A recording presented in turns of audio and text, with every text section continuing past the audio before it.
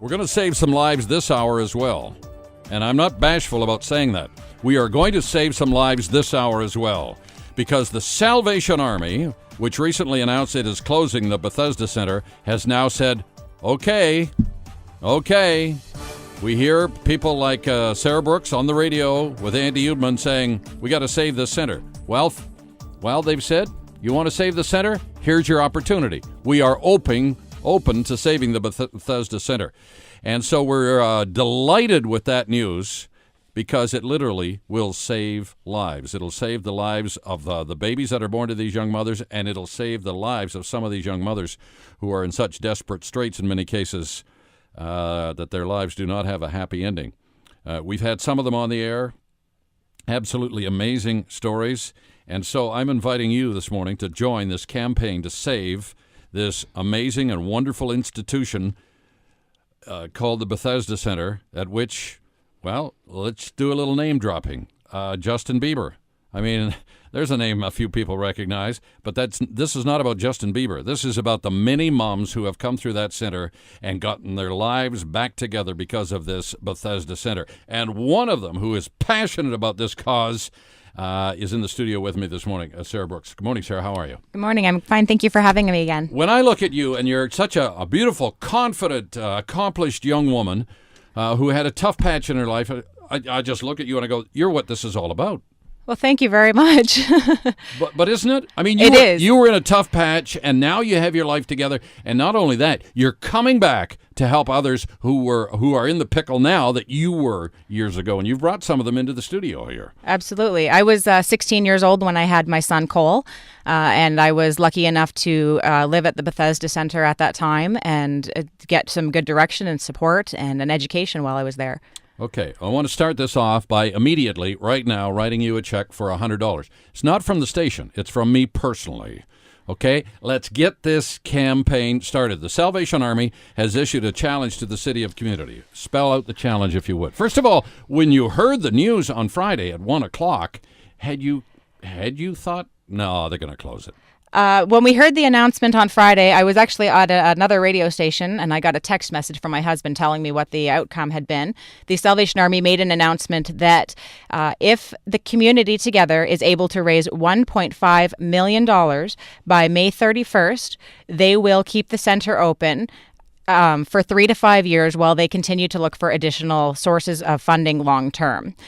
It's great news. I was really surprised to hear it when they made the announcement that the media release was going to be held at the Center of Hope. To be honest, I was a little concerned that perhaps because it was coming from there, they were going to make an announcement that they were using the Salvation Army Bethesda building as a continuation of that project.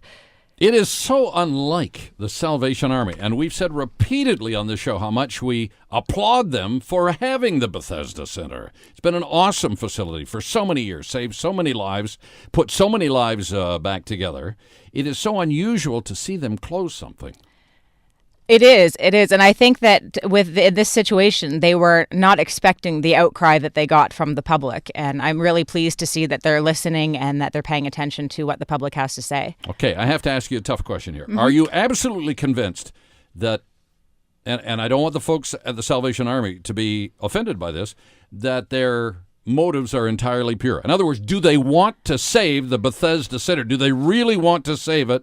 Or, some will be asking, are they just throwing out this opportunity with the mentality, there's no way the City of London can raise $1.5 million in this short a period of time? I think that their plan was to close the Salvation Army, so there are things in place, and it would probably be easier for them to just close the center. However, I don't think that they've heard an outcry like this before. And I appreciate the fact that they're giving us this opportunity, and I have to take them at face value and assume that because they're giving us this number, this is the number that they need. And if we're able to reach it, that we can keep the center open. Okay, this is going to happen because people like you are stepping forward to share their story.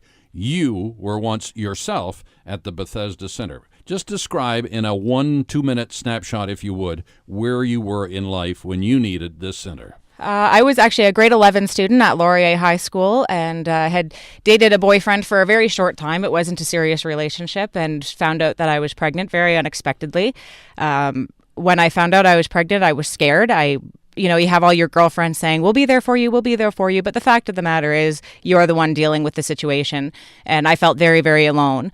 When I went to Bethesda, the other girls there were a huge support. The staff there was a huge support. I felt like I actually had a chance of being somebody more than just the stereotypical teenage mother. They gave me the opportunities to beat the statistics and beat the odds. And because of the experience that I had there and the start that I got there, I was able to finish high school. Actually, I missed one semester and went back and graduated one semester after my peers. I went to college and got my diploma from college, and I now have a job in my field that I really love. So Bethesda was a fantastic place for me to be, to get me started on the road that I needed to be on. Before our listeners call, and there may be, I'm not saying there will be a caller, but again, let me ask you the tough questions. They may well say, in a judgmental way, well, I'm sorry, Sarah sounds like a smart woman.